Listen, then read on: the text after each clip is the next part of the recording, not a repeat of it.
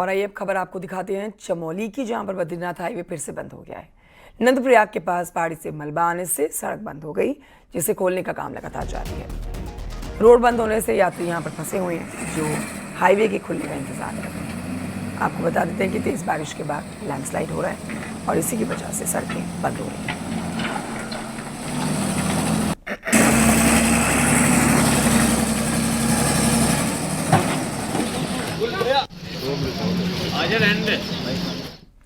पिथौरागढ़ में लिपुलेख रोड में भारी लैंडस्लाइड हुआ है। चाइना बॉर्डर को जोड़ने वाली इस रोड में चैतुलकोट के पास में पहाड़ी से पत्थरों की बरसात हुई है। लैंडस्लाइड के कारण बॉर्डर का हाईवे बंद हो गया। पहाड़ी से दर के विशालकाय बॉर्डर सीधे काली नदी में जा गिरे हैं। इस हाईवे से आदि कैलाश यात्री भी आवाजाही करते हैं, लेकिन हाईवे बंद होने से उन्हें भी खासी दिक्कतों का सामना करना पड़ा है।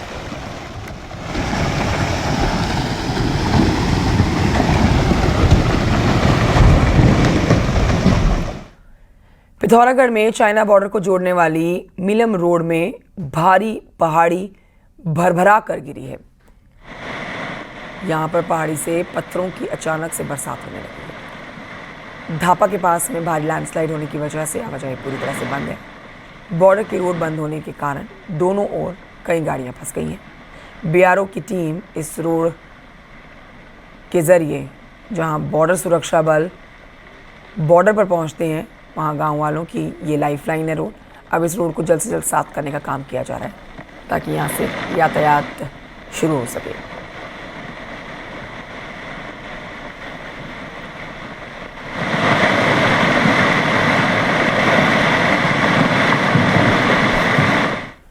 उधर चमोली के मंडल घाटी का एक वीडियो सामने आया है, जिसमें देखा जा सकता है कि पाइपलाइन अचानक से फट गई और तेजी से पानी बहना शुरू हो जाता है।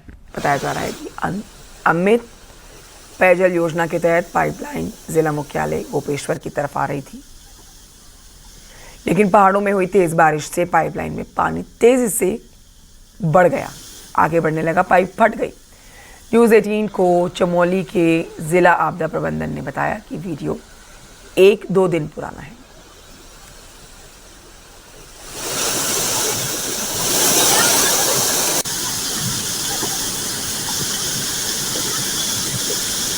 मानसून की बारिश और नदी की वजह से हल्द्वानी के गांव का संपर्क देश दुनिया से कट चुका है। इतना ही नहीं, नदी को पार करने के लिए गांव के लोग प्राइवेट ट्रॉली का इस्तेमाल कर रहे हैं, जो कभी भी बड़े हादसे की वजह बन सकती है। रिपोर्ट देखिए।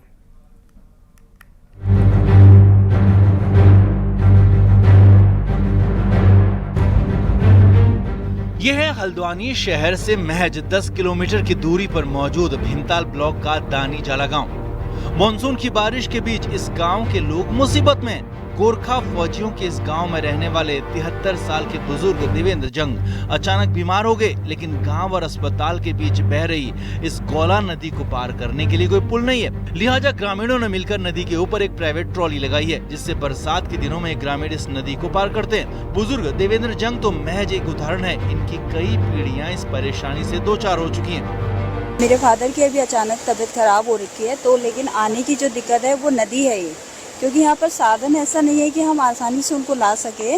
तो अगर पुल होती तो दिक्कत नहीं होती उनको, और बहुत परेशानी हो रही है उनको लाने में। यहाँ पर ट्रॉली से ही लाएंगे और यही साधन है, और ये कितने साल से ऐसे ही टल रहा है कि देखिए आप पेड़ भी देखिए ना, बहुत कच्ची है, केवल टेम्परेरी टाइप से, और डर हमेशा बना हुआ है हमारा यहाँ। दानी जाला गांव में रहने वाले लोगों के लिए बरसात के 3 महीने बेहद परेशान करने वाले और चुनौतीपूर्ण होते हैं। खासकर बीमार बुजुर्ग, गर्भवती महिलाएं और स्कूल जाने वाले बच्चों के लिए इस खतरनाक बहती नदी को पार करना चुनौतीपूर्ण होता है, और इस समस्या से लड़ते लड़ते ग्रामीण भी अब थक गए। कितनी मुसीबत है, और जहाँ ये एक हैंडमेड ट्रॉली है, ये गाँव वालों ने अपने पैसों से खरीद के लगाई है, कोई सरकार ने कुछ नहीं कर रखा है इसमें। और वो भी जहाँ बांध रखा है उसमें ये पेड़ सूख चुके हैं, कभी भी गिर सकता है ये पेड़, और कभी भी कोई बड़ा हादसा हो सकता है। तो अब इस हादसे की जिम्मेदारी कौन लेगा? उफनती गौला नदी को पार करने के लिए गांव के लोग ट्रॉली के सहारे हैं, लेकिन लोगों को डर है कि ट्रॉली से नदी पार करते वक्त कभी भी हादसा हो सकता है। हल्द्वानी से न्यूज़ 18 के लिए शैलेंद्र नेगी की रिपोर्ट।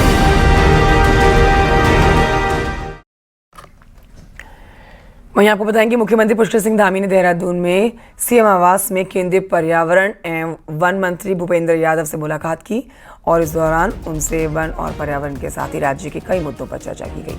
उत्तराखंड में पर्यावरण के मामलों को लेकर बातचीत हुई है, साथ ही वन नियमों में छूट देने की भी बातचीत हुई है।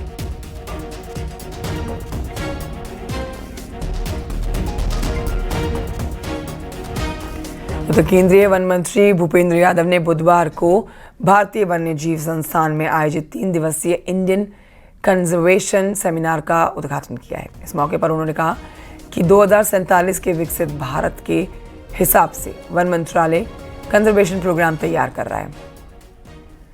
उन्होंने सेमिनार में आए देश भर के साइंटिस्ट और रिसर्चर्स से अपील की है कि परंपरा और विज्ञान को साथ लेकर चलना चाहिए। वाइल्ड लाइफ कंजर्वेशन में जो हमारे यंग साइंटिस्ट काम करते हैं, पॉलिसी मेकर काम करते हैं, एकेडमिशियन काम करते हैं, रिसर्चर्स काम करते हैं, उनको हम यहाँ पर बुला करके अलग अलग क्षेत्र में काम करने जो उनके काम आते हैं वो इकट्ठा आकर के अपनी नॉलेज शेयरिंग, कैपेसिटी बिल्डिंग के लिए आगे बढ़े।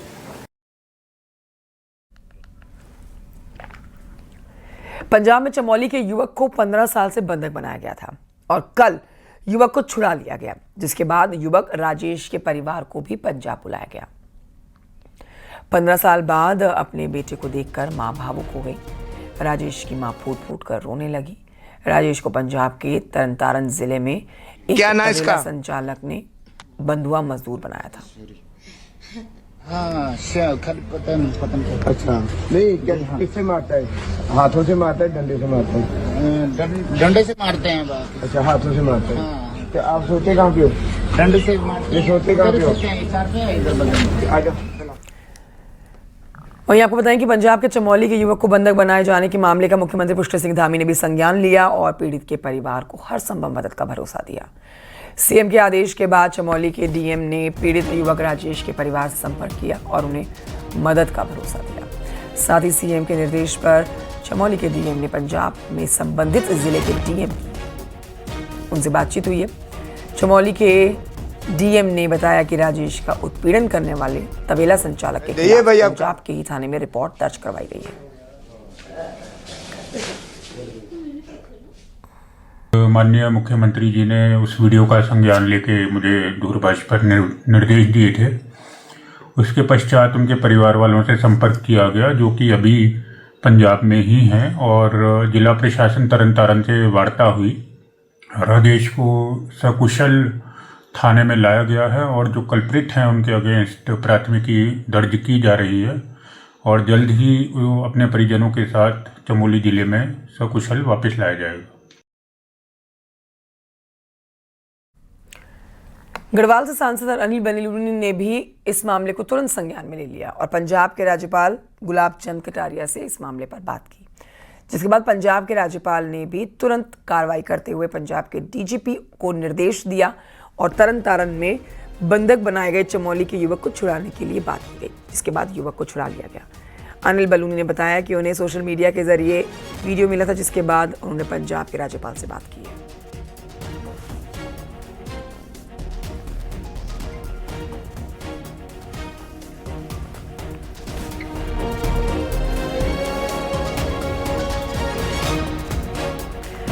बढ़ते हैं आगे, आपको बताते हैं कि मुख्यमंत्री पुष्कर सिंह धामी की पहल के बाद राज्य के 40 सीनियर आईएएस ऑफिसर्स ने अपने पहले नियुक्ति स्थलों को गोद लिया है और इन गांवों के विकास को सुनिश्चित करने के लिए डिटेल कार्य योजना बनाई जा रही है।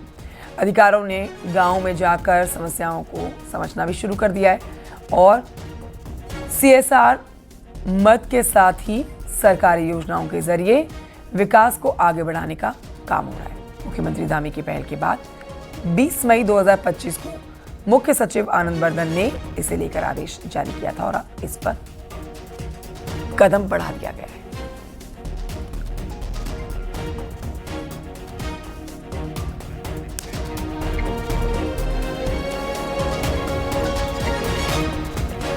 और अब खबर नेताजी की प्रेम कहानी की। पति पत्नी और वो की ड्रामा स्क्रिप्ट में अब सियासत के बाद कानून की भी एंट्री होने जा रही है। जी हां, नेताजी की कथित दूसरी शादी ने न सिर्फ सियासी हलकों में हलचल मचा दी, बल्कि यूसीसी के तहत कानूनी संकट भी खड़ा कर दिया। रिपोर्ट देखिए।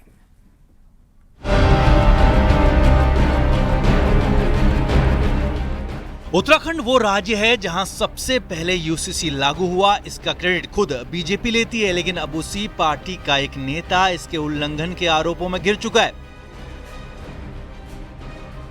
मामला है हरिद्वार के ज्वालापुर से पूर्व विधायक सुरेश राठौर और उनकी कथित प्रेमिका उर्मिला सनावर का। 15 जून को राठौर ने प्रेस कॉन्फ्रेंस कर उर्मिला को अपनी पत्नी घोषित किया और इसी ऐलान से शुरू हुए विवाद ने अब कानूनी मोड़ ले लिया है, क्योंकि यूसीसी के तहत पहली पत्नी के रहते दूसरी शादी अपराध है। लिहाजा प्रशासन अब मामले में कार्रवाई की तैयारी कर रहा है।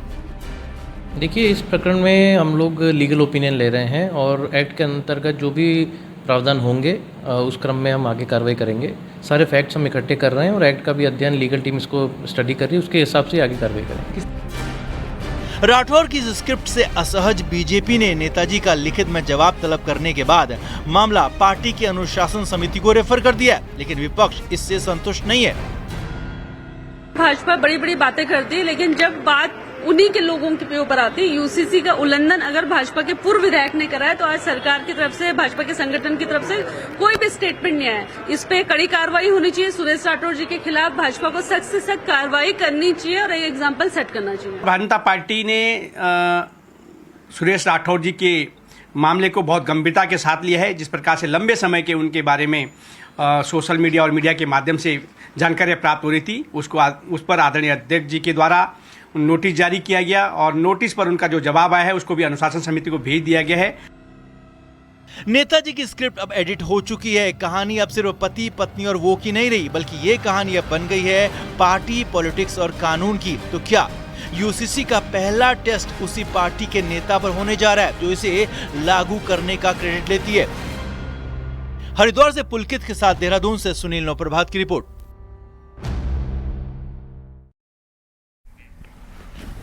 और आइए अब आपको दिखाते हैं हैरान करने वाली एक तस्वीर जो कि यमुनोत्री धाम से आई है, जहां पर यमुनोत्री पैदल रूट पर पैदल यात्रियों का जाम लग गया।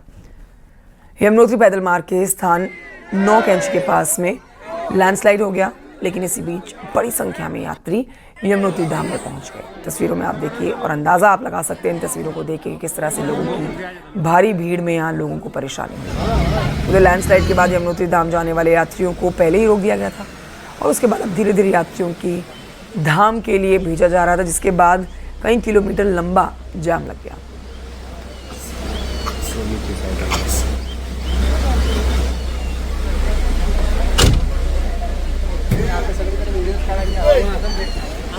नैनीताल जिले के प्रसिद्ध कैंची धाम में टूरिस्ट के यहां चलते ट्रैफिक जाम की दिक्कत बढ़ती जा रही है। टूरिस्ट लगातार यहां हर दिन भारी संख्या में पहुंच रहे हैं। खासतौर पर अल्मोड़ा, बागेश्वर, पिथौरागढ़ जाने वाले लोगों को भी परेशानी हो रही है। ऐसे में पर्यटन विभाग कैंची धाम में कितने यात्री एक दिन में आ सकते हैं, इसको लेकर फिलहाल कैरिंग कैपेसिटी चेक करने पर विचार कर रहा है और इसके साथ ही पर्यटन विभाग कैंची धाम में रजिस्ट्रेशन का प्लान तैयार कर रहा है।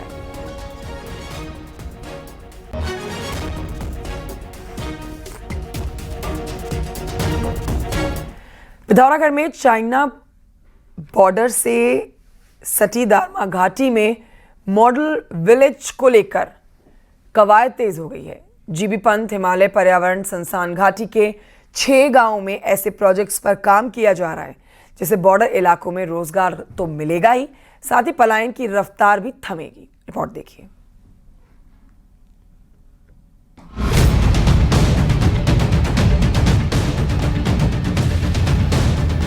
11,000 फीट की ऊंचाई पर मौजूद दारमा घाटी में वैसे तो 14 गांव हैं, लेकिन जीबी पंत हिमालय पर्यावरण संस्थान 6 गांवों के कायाकल्प का प्लान बना रहा है। संस्थान इन गांवों में छोटे समूह बनाकर खेती की योजना भी बना रहा है। संस्थान की कोशिश है कि खेती इस तरह हो जिसमें कम से कम मैन पावर यूज हो। असल में इन इलाकों में रोजगार की तलाश में युवा पीढ़ी पहले ही पलायन कर चुकी है। ऐसे में सीनियर सिटीजन के लिए कमर तोड़ मेहनत कर पाना संभव नहीं। जो दारमा वैली है वहाँ के वैसे तो 14 गाँव का दारमा वैली है, लेकिन उसमें हमने 6 सिर्फ गाँव सिलेक्ट करे हैं जो कि अभी रोड के साथ साथ में लगे हुए गाँव हैं, और उनमें हम लोग मॉडल डेवलप करना चाह रहे हैं जो कि रेप्लिकेशन जिसका हम फिर आगे और गाँव में भी करें। इन गाँव में कई वाइब्रेंट विलेज में भी शामिल गाँव हैं। संस्थान ऐसे गाँव में 12 प्रोजेक्ट शुरू कर रहा है। प्रोजेक्ट के तहत रोड किनारे के गांवों को खेती के जरिए आत्मनिर्भर बनाना है। यही नहीं, छोटे किसानों को जरूरी सुविधाओं के साथ ही साइंटिफिक टेक्निक से भी रूबरू कराया जाना है। इस पहल से जहां समय की बचत होगी, वहीं कम लागत में ज्यादा उत्पादन भी हो सकेगा। यही नहीं, इन गाँवों में छोटे छोटे फार्म बनाने का प्लान भी तैयार किया गया है। जो हमारा वाइब्रेंट विलेज प्रोग्राम है उसके अंतर्गत सरकार के कहने पे हम लोगों ने NMHS के अंदर 12 परियोजनाओं को 2023-24 में फंडिंग की है, और ईच प्रोजेक्ट में 5 से 10 विलेजों को कम से कम कवर किया जाएगा, जिसमें हम लोग सीमांत किसान जो हैं, छोटे किसान, उनकी जीविका संवर्धन के ऊपर में कार्य कर रहे हैं। दारमा घाटी के चुने गांवों में परंपरागत खेती को भी आगे बढ़ाने की कोशिश की जानी है। असल में इन इलाकों में कई दुर्लभ जड़ी बूटियां भी मौजूद हैं, जिनको बचाने की खासी दरकार है। संस्थान की ये पहल अगर रंग लाती है तो तय है कि बॉर्डर इलाकों में रोजगार के नए अवसर तो खुलेंगे ही, साथ ही ये इलाके आबाद भी हो सकेंगे। न्यूज़ 18 के लिए किशन जोशी के साथ विजय वर्धन उप्रेती की report.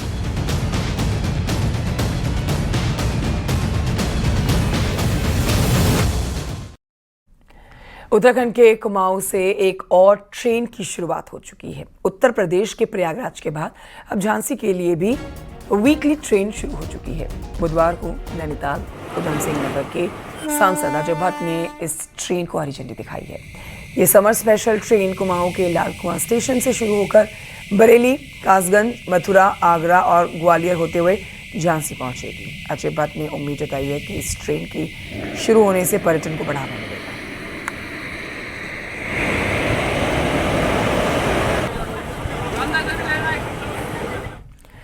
Uttarakhand wild life department एक बार फिर से हरिद्वार में बिगड़ैल हाथियों को रेडियो कॉलर लगाने की तैयारी कर चुका है। वजह क्या है इसके पीछे की, जानिए इस रिपोर्ट में।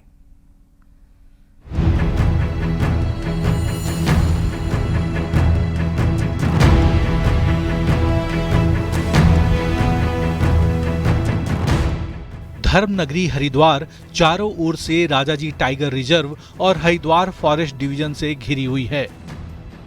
यही वजह है कि यहाँ और आसपास के इलाकों में अक्सर हाथियों की घुसपैठ होती रहती है। ये घुसपैठ वन विभाग के लिए गंभीर चिंता का विषय है, क्योंकि 2027 में हरिद्वार में अर्ध कुंभ का आयोजन होना है और उससे पहले अगले महीने 11 जुलाई से कांवड़ यात्रा भी शुरू हो रही है। इन दोनों आयोजनों में लाखों श्रद्धालु हरिद्वार पहुंचते हैं और उनकी सुरक्षा एक बड़ी चुनौती बन चुकी है। पिछले कुंभ मेले के समय हमने जो प्रयास किए थे उससे हमें बहुत कुछ सीखने को मिला है, और उस अनुभव का लाभ उठाते हुए भी हम अपनी रणनीति तय कर रहे हैं। और मुझे विश्वास है कि इस बार भी फील्ड में हम पर्याप्त संख्या में टीमें तैनात करेंगे। इससे पहले साल 2021 के महाकुंभ में भी वन विभाग ने 6 बिगड़ैल हाथियों को रेडियो कॉलर लगाए थे, ताकि आबादी वाले क्षेत्रों में घुसने से पहले ही उनकी लोकेशन ट्रेस की जा सके। अब विभाग एक बार फिर एहतियात के तौर पर हाथियों को कॉलर लगाने की तैयारी में है। कांवड़ यात्रा को देखते हुए हरिद्वार और उसके आसपास के इलाकों में सुरक्षा बढ़ाई जा रही है। इसमें 6 एलिफेंट को हमने कलर किया गया था। उनका मूवमेंट हमेशा हमने देख रहे थे, एवं क्योंकि हाथी एक झुंड में रहता है कि किसी एक को कलर किया गया तो दैट मीन्स एंटायर झुंड के बारे में हमको पता चल जाता है। पहली चुनौती कांवड़ यात्रा की है। हजारों श्रद्धालु हरिद्वार, ऋषिकेश और नीलकंठ तक के रास्ते में पैदल ही जंगलों से होकर गुजरते हैं। ऐसे में वन विभाग गश्त बढ़ाने, संवेदनशील इलाकों की पहचान करने और मॉनिटरिंग सिस्टम को और मजबूत करने की तैयारी में जुट गया है। ताकि किसी भी तरह की अनहोनी से बचा जा सके। देहरादून से न्यूज़ 18 के लिए सुनील नौप्रभात की रिपोर्ट।